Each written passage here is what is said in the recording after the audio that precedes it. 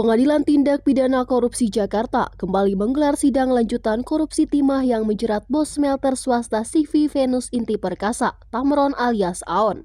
Sidang yang digelar pada Senin sore beragendakan mendengarkan 4 pendapat ahli dari jaksa penuntut umum. 2 di antaranya yakni Weriawan Chandra selaku ahli hukum administrasi negara, serta Prof. Dr. Nindyo Pramono selaku ahli terkait dengan hukum bisnis. Kedua ahli menegaskan bahwa lembaga yang berwenang menghitung dan menentukan kerugian negara adalah Badan Pemeriksa Keuangan atau BPK. Usai mendengarkan pendapat para ahli, kuasa hukum Tamron meyakini jika kliennya tak bersalah, lantaran adanya ketidaksesuaian prosedur dalam penyidikan dan penuntutan yang sedang berlangsung. Menurutnya, fakta baru yang ditemukan oleh tim kuasa hukum Tamron berkaitan dengan mekanisme audit dan penentuan kerugian negara dalam kasus tersebut. Dalam surat edaran Mahkamah Agung nomor 4 tahun 2016, dijelaskan dengan jelas bahwa yang berhak menentukan adanya kerugian negara adalah Badan Pemeriksa Keuangan, sementara BPKP seharusnya hanya berfungsi untuk audit internal.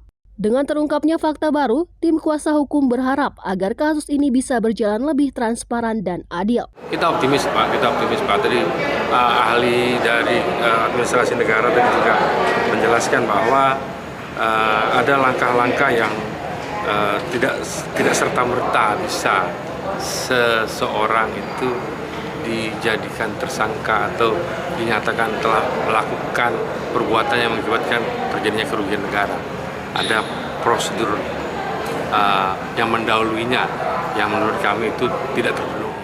Kasus tata niaga timah berawal dari dugaan manipulasi distribusi timah yang merugikan negara dengan melibatkan sejumlah pihak yang diduga memainkan peran penting dalam pengaturan harga dan pasokan timah.